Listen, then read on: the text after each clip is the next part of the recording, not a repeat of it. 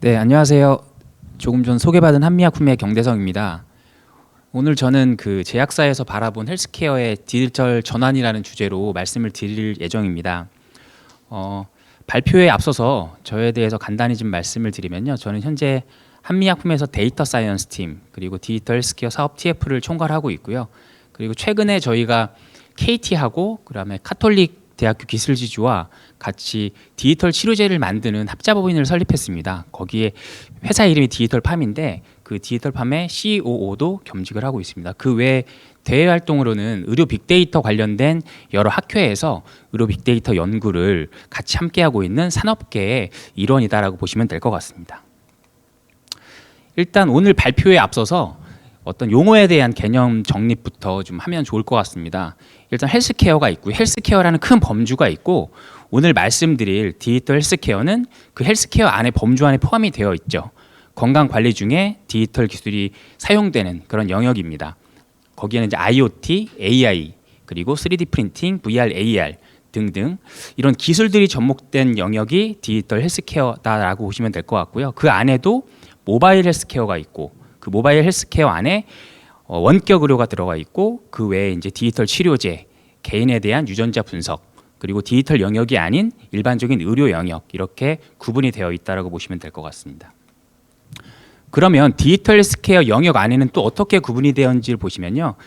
또 이 디지털 헬스케어 안에 소프트웨어가 있고요. 소프트웨어로서의 의료기기가 있고 소프트웨어가 아닌 기존의 의료기기 영역이 있습니다. 이렇게 보시면 디지털 헬스케어 영역에서는 뭐 얼라이브 코어 같이 이벤트 심전도 기기를 측정하는 어떤 디지털 헬스케어 영역의 것이 있고요. 이것은 디바이스이기 때문에 소프트웨어가 아니라 또 이제 일반적인 디지털 헬스케어 영역에 있는 하드웨어 기반의 의료 기기들이고요. 그 안에는 또 의료 인공지능, 디지털 치료제, 그리고 SAMD는 소프트웨어로서의 의료 기기를 통칭하는 이런 여러 가지 이제 용어들이 있는데 이런 부분을 좀 미리 이해하시고 이 강의를 들으시면 조금 더 이해가 되실 것 같습니다.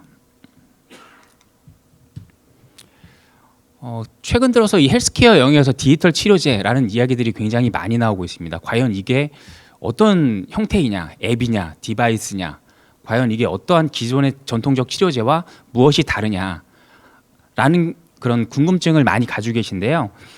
말씀을 드리면 앱 형태도 있고요. 디바이스 형태도 존재하게 됩니다.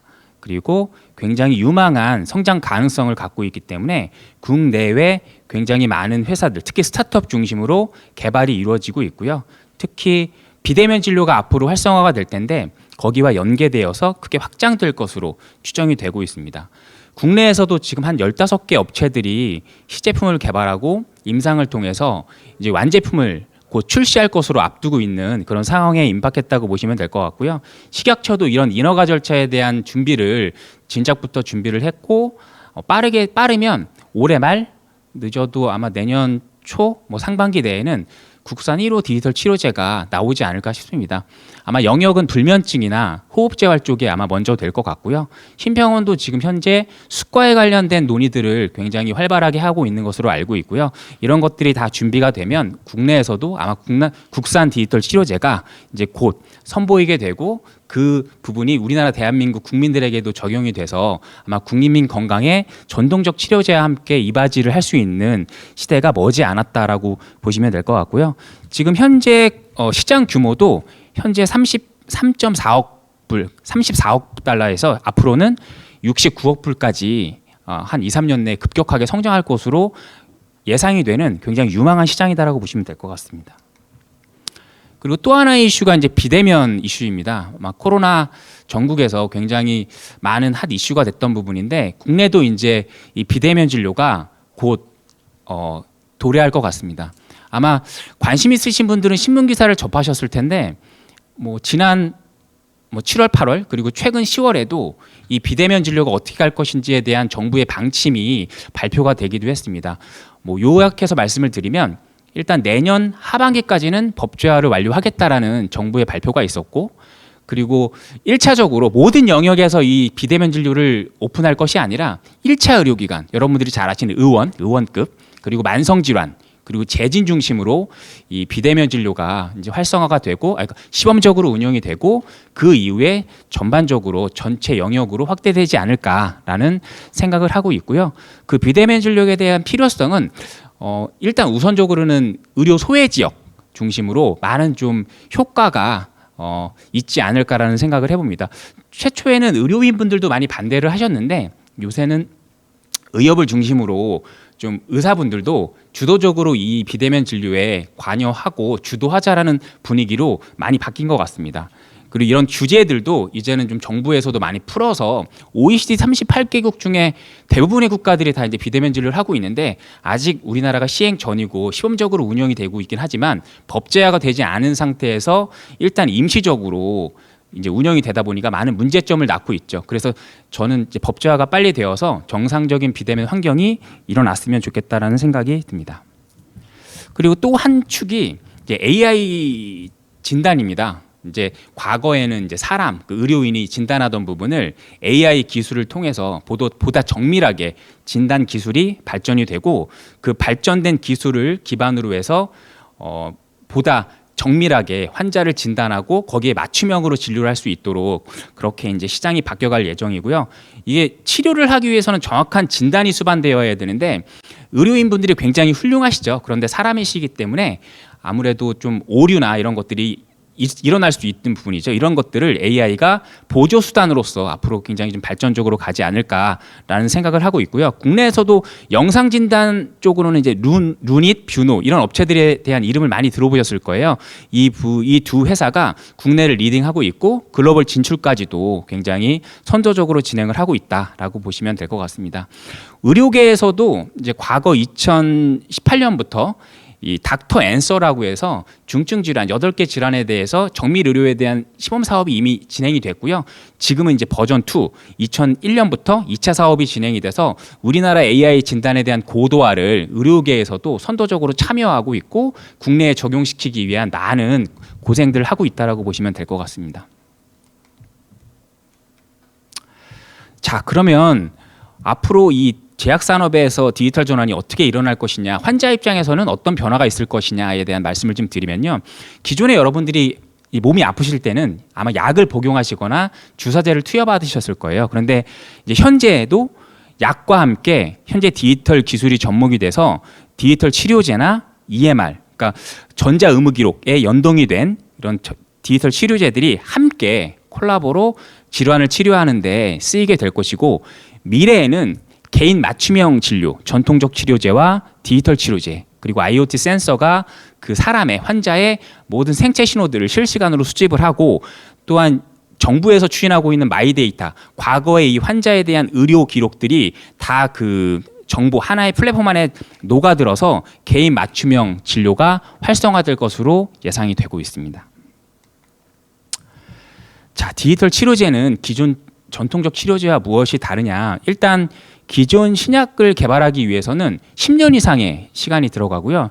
1조 원 이상의 비용이 들어가고 성공률도 그렇게 높지 않습니다. 그런데 디지털 치료제 같은 경우에는 개발 기간도 한 3.5에서 5년 정도, 그리고 개발 비용도 뭐 1조 원이랑은 비교가 안 될 정도로 한 100에서 200억 정도, 임상 규모도 굉장히 작은 규모로 할 수 있는 부분이기 때문에 굉장히 효율적인 치료제 영역으로 지금 굉장히 주목을 받고 있다. 그래서 이런 디지털 치료제가 예방 그리고 관리, 치료의 영역에서 앞으로 활발하게 개발이 되고 이제 대한민국의 국민 건강을 위해서 대한민국을 넘어서서 글로벌 진출에 대한 경쟁력까지 갖춘 국내 회사들이 많이 만들어질 것으로 예상이 되고 있습니다.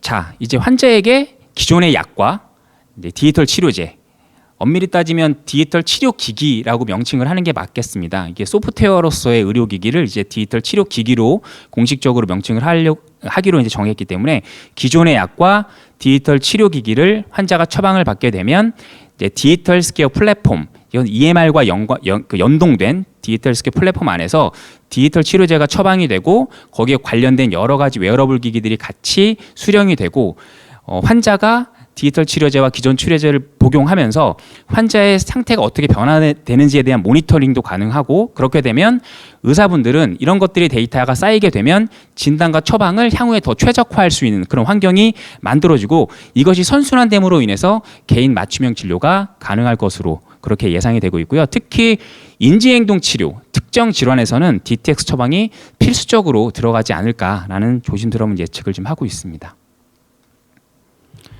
자, 글로벌은 어떻게 움직이고 있는가?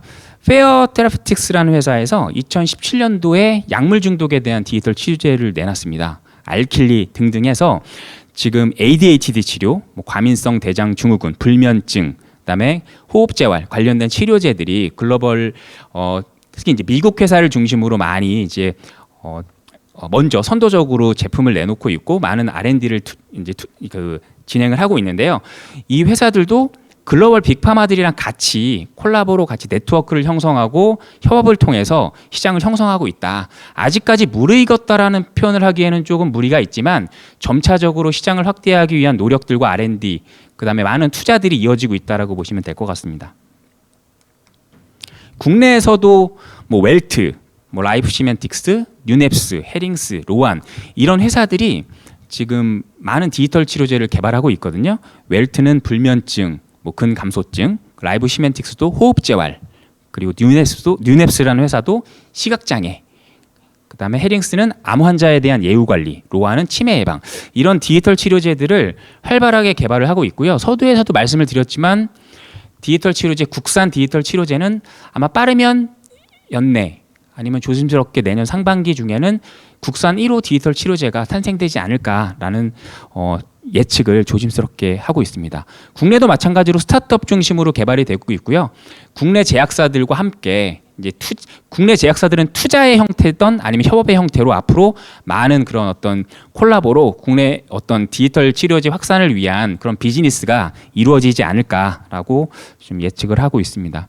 특히 디지털 치료제 같은 경우에는 인지행동 치료 중심으로 이제 개발이 많이 되고 있습니다. 인지행동 치료라 하면 이제 신경정신계 질환들, 그다음 재활, 불면증, 만성질환, 그러니까 행동과 어떤 인식을 전환해서 질환을 치료할 수 있는 이런 부분들이 우선적으로 개발이 되어서 이제 시장에 선보일 것으로 예상이 되고 있습니다. 자, 그러면 이제 디지털 헬스케어 영역 안에서 각광받고 있는 디지털 치료제에 어떤 장밋빛 미래만 있는가? 저희가 풀어야 될 숙제가 굉장히 많이 있습니다. 임상 인허가 보험, 과연 수가를 어떻게 해줄까? 인허가는 과연 처음인데 잘 해줄까? 임상은 기존에 해보지 않던 형태의 치료제인데 어떤 식으로 설계를 할까? 이런 부분들은 과거 2, 3년 전부터 고민이 많이 이루어져서 지금 현재 수가 단계까지 와 있기 때문에 이 부분은 어느 정도 풀렸다고 보고 있고요. 이제 앞으로의 문제는 의사가 이것을 정말 처방할 것인가? 기존의 약제는 그냥 처방하면 환자가 그냥 복용을 하면 되는 부분인데 이건 굉장히 많이 손이 가거든요. 설명도 해야 되고 후속 관리들을 계속 해야 되고, 또 고령의 환자들이 과연 이 앱 형태의 디바이스, 소프트웨어로서의 디바이스, 한마디로 앱이죠. 앱을 잘 쓸 수 있을까라는 그런 고민들을 함께 해야 되는 것이 저희가 이제 풀어야 될 숙제입니다. 미국도 디지털 치료제가 개발이 됐긴 했지만 활성화됐다고 볼 수 없는 게 의사분들이 처방을 활발하게 하고 있지 않다라는 보고서를 본 적이 있는데요. 국내도 아마 마찬가지일 것입니다. 그래서 이 부분은 모두가 이 영역의 발전을 위해서 여기에 해당되는 업체분들과 더불어서 관에서도 그렇고 많이 같이 함께 고민을 해주셔야 될 부분이고, 또 특히 의사분들이 이 부분에 대한 관심, 리터러시를 높이기 위한 그런 많은 장들을 열어서 디지털 치료제에 대한 어떤 문턱을 낮춰서 국민들이 좀 자연스럽게 좀 더 편하게 쓸 수 있는 그런 디지털 치료제의 시장이 좀 만들어졌으면 좋겠다라는 의견을 좀 드립니다. 그래서 이 부분에서 좀 한마디 말씀을 드리면, 전통적 치료제 회사에 다니고 있는 저로서는 기존 치료제와 같이 콜라보로 좀 자연스럽게 의사분들이 처방하고 환자분들이 이걸 수용할 수 있는 형태로 갈 수 있는데 좀 기여를 할 수 있도록 저희도 많은 고민을 하고 있습니다. 앞으로는 많은 이제 몸에 많은 웨어러블 기기들이 붙을 겁니다. 연속 혈당 측정기는 이미 나와 있고요. 그다음에 연속으로 혈압을 재는, 그리고 연속으로 심전도를 측정하는, 그리고 체온을 측정하는 이런 것들이 결국에는 환자와 의사 간의 연결고리를 열어주고 약을 복용했을 때 과연 몸의 변화가 어떻게 되는지, 그다음 환자의 상태에 문제가 있는지 없는지에 대한 부분을 좀 이렇게 확인할 수 있는, 실시간으로 모니터링할 수 있는 그런 형태의 웨어러블 기기들은 굉장히 활발하게 개발이 되고 있고, 국내 제약사들도 이런 웨어러블 기기 회사들과 그 협력을 통해서 기존의 약제와 함께 많은 시장을 확대하고자 하는 노력들을 함께 하고 있습니다. 그래서 향후에는 이런 디지털 치료제가 나오게 된다면 기존의 EMR에 연동된 디지털 헬스케어, 디지털 치료제, 디지털 헬스케어 플랫폼이 만들어질 것이고, 기존의 치료제와 같이 이제 함께 처방이 될 텐데, 플로우는 이렇습니다. 의료진이 이제 EMR에 표기된 DTX를 처방하게 되면 전자 처방전이 발행이 되고, 거기에는 뭐 기존의 약제와 함께 처방이 되게 되면 이 디지털 헬스케어 플랫폼 안에서 이런 부분이 다 적용이 돼서 DTX나 기존의 치료제들이 주문이 되고 환자한테 처방이 되는 형태로, 그렇기 때문에 이 디지털 치료제의 처방을 위해서는 디지털 치료제를 처방하기 위한 플랫폼이 EMR에 탑재돼야 되는 그런 연동 작업들이 선결되어야 되고요. 이 부분은 이미 작업이 진행이 돼서 이제 준비가 되고 있기 때문에 크게 무리 없이 진행될 것으로 예상이 되고 있습니다. 제약 산업에서 특히 이제 디지털 전환에서 큰 좋은 사례가 AI를 활용한 신약 개발입니다. 과거에 말씀드렸다시피 신약을 개발하기 위해서는 평균 13년, 그리고 비용도 1조 이상의 비용이 들었다고 하면 AI 신약을 개발하는 알고리즘을 통해서 기간도 3년으로 낮추고 비용도 절반 이하로 줄이는 그런 형태입니다. 후보물질 발굴에서부터 시판까지는 정말 그 백사장에서 모래알을 하나 찾아서 이게 정말 성공적으로 가기 위한 단계를 거치듯이 굉장히 희박한 성공 확률을 가지고 있는데, 이런 부분을 AI가 좀 도와줄 것으로, 그래서 2024년에는 40억 달러의 규모로 시장이 커질 것으로 예상이 되고 있습니다. 제약사 입장에서는 국내의 어떤 현실에서 조금 안타까운 것은, 이게 저희가 국내에서 신약 개발을 하는 것이 굉장히 험한 길입니다. 그만큼 미국이나 외국의 선진국들에 비해서는 자금력도 안 되고 여러 부분에 있어서 인프라들이 많이 부족한데, 그런 부분을 이런 AI를 활용한 신약 개발의 툴을 통해서 좀 극복할 수 있는 그런 기회가 만들어지지 않을까라는 예측을 해봅니다. 특히 또 요새 핫 이슈가 이제 보건의료 빅데이터인데요. 제 전문 영역이기도 하고, 공공의 영역에서의 빅데이터가 존재를 하게 되고 민간의 영역에서의 빅데이터가 존재를 하게 됩니다. 이런 빅데이터들은 어디에 쓰이냐면 질병을 예측하고 진단하는 데 쓰이기도 하고요. 의료 AI에 활용이 되기도 하고요. 신약 개발을 위한, 그리고 맞춤형 의료 서비스를 하기 위해서는 보건의료 빅데이터가 잘 활용이 되어야 되는데, 국내에는 그래도 공공의 영역, 민간의 영역에서 의료 빅데이터에 대한 어떤 인식이나 현재의 어떤 여러 가지 여건들이 많이 개선되고 많이 활용될 수 있는 그런 어떤 밑바탕은 마련이 되어 있다. 잘 활용하면 굉장히 가치 있게 쓸 수 있다라고 보시면 될 것 같고요. 국내외 모두 굉장히 급격하게 이 의료 빅데이터 산업의 시장 규모가 커질 것으로 예상이 되고 있습니다. 미국이나 핀란드나 일본이나 다 의료 빅데이터를 활성화하기 위한 정부 주도적인 그런 어떤 정책들이 일어나고 있고, 국내에서도 마찬가지로 데이터를 생산하고 집적하고 활용하는데 정부가 굉장히 많은 힘을 기울여서 많은 여러 가지 그 과제들이나 프로젝트를 수행 중에 있고, 민간들과 같이 해서 많은 이런 시도들이 일어나고 있습니다. 그래서 예를 들어드리면, 뭐 의료의 혁신 측면으로는 식욕부진과 피로감을 호소하던 40대 A씨가 예후가 좋지 않은 최담도 3기 암을 판정을 받고 3개월 이후에 사망에 이르렀다면, 앞으로는 K캐서 통합 빅데이터를 통해 개인 맞춤형 암 유전자 변이 표적 치료가 가능해져서 건강한 삶을 회복했다. 그리고 과거에는 굉장히 많은 비용과 시간이 들어 그럼에도 불구하고 신약을 개발하는 게 험난한 길이었고 실패가 거듭됐다면, 앞으로는 신약 AI 기술을 통해서 이런 부분에 대한 성공 가능성을 높이는 시대가 도래할 것이다. 그리고 이런 의료 데이터 관련된, 그리고 이런 헬스케어 디지털 헬스케어 그 디지털 트랜스포메이션을 통한 많은 일자리들이 생성될 것으로 예상이 되고요. 또 정부도 마찬가지로 근거 기반의 정책을 수립할 때 이런 의료 빅데이터를 활용한 근거 자료를 통해서 보다 현실적이고 보다 효과적인 정책 기반이 가능할 것이다라는 예측도 해봅니다. 서두에 말씀드린 저희 이제 회사와 KT 그리고 CMC가 그 카톨릭 대학교 기술지주가 디지털 치료제를 만들기 위한 회사를 이제 만들었습니다. 그래서 저희 회사에서도 약물 중독, 그리고 뭐 난청, 그리고 연화곤란, 그다음에 이제 인지장애 쪽으로 저희 여러 이제 디지털 치료제를 개발해서 대한민국에 있는 국민들의 어떤 국민 건강 증진을 위한 노력을 아끼지 않고 있고요. 해외로 진출하기 위한 그런 여러 가지 가능성도 같이 힘을 모아서 진행을 하고 있습니다. 왜 3사가 모였는지에 대한 질문들을 많이 하세요.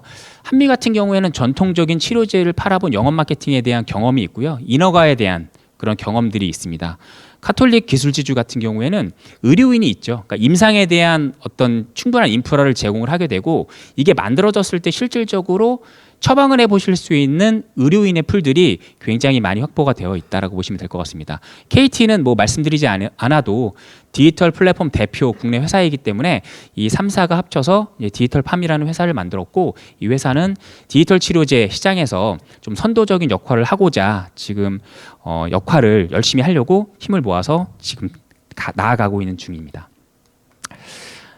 그러면 이제 제가 이제 2부로 넘어가서 이제 빅데이터에 대한 의료 빅데이터에 대한 말씀을 좀 드릴 텐데요. 의료 빅데이터가 과연 어떤 식으로 존재하느냐? 민간의 데이터가 있습니다. 그러니까 민간이라면 그러니까 병원이죠. 현재는 이제 대학병원 중심으로 이런 데이터들이 많이 표준화되고 서로 간에 컨소시엄을 이뤄서 병원끼리의 데이터를 같이 공유해서 쓸 수 있는 CDM, 커먼 데이터 모델이라는 표준화 방식으로 이제 여러 기관의 EMR이 다르지만 이 CDM이라는 공통 모델 방식으로 표준화해서 병원과 병원 간의 데이터가 같이 교류해서 쓸 수 있는 이미 환경이 마련이 되어 있고요. 이것은 우리나라뿐만 아니라 글로벌 병원까지도 같이 연구할 수 있는 그런 표준화 방식입니다. 그리고 청구 데이터, 이거는 이제 공공의 데이터인데요.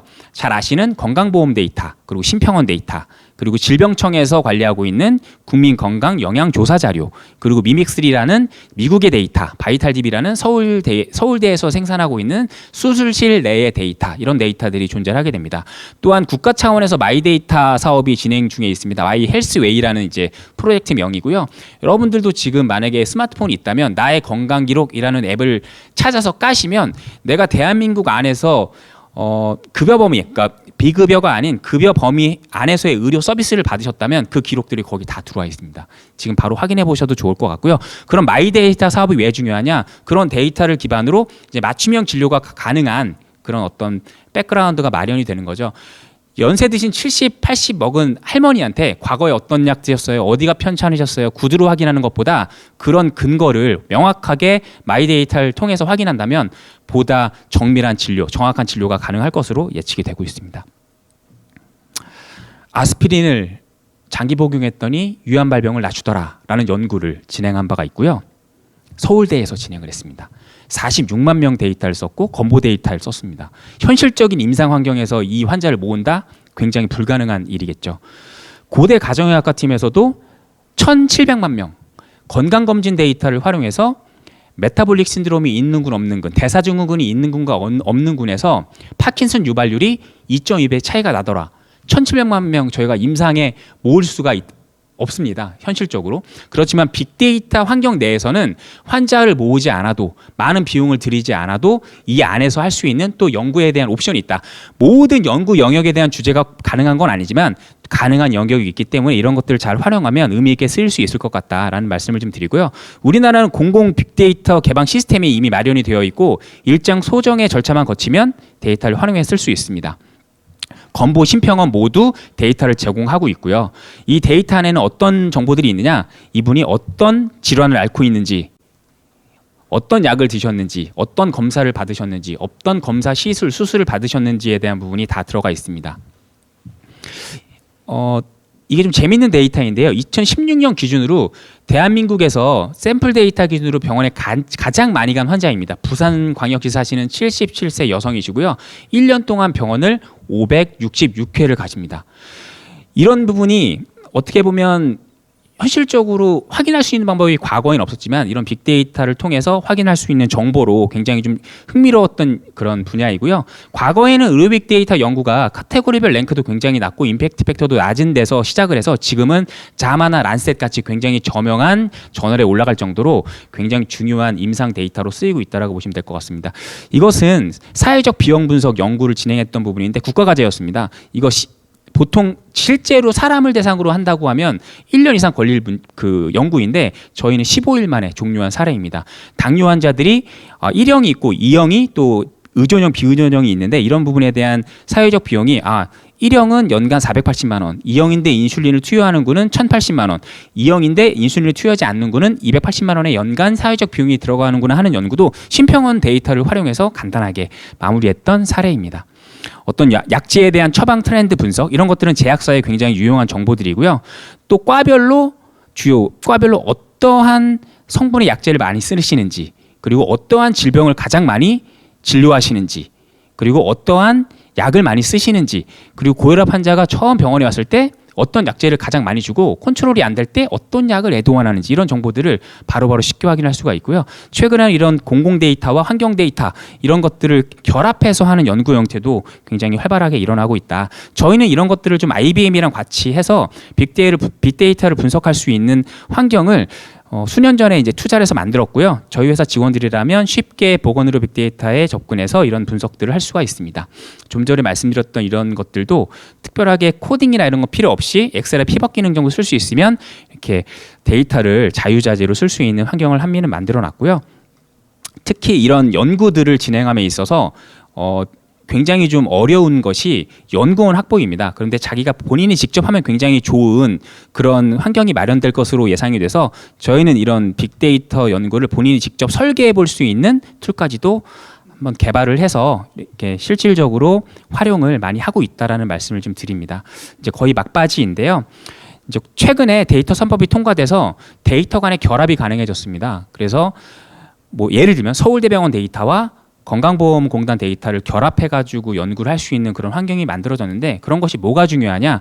공공 데이터의 장단점이 있고 민간 데이터의 장단점이 있는데 이런 것들을 같이 상호 보완적으로 할 수 있는 연구가 가능해졌다. 그래서 예를 들면 건보공단 데이터와 경찰청 데이터를 통해서 결합을 통해서 자살 예방 정책을 이렇게 할 수 있는 이종 간의 데이터 결합도 가능해져서 보다 많은 연구 설계들이 가능하게 됐다. 이 부분은 대한민국 어떤 연구 환경에 있어서는 굉장히 혁신이라고 보고 있고요. 앞으로도 이런 연구 사례들이 많이 나와서 대한민국의 어떤 연구의 발전에 도움이 됐으면 하는 바람으로 강의를 마치도록 하겠습니다. 감사합니다.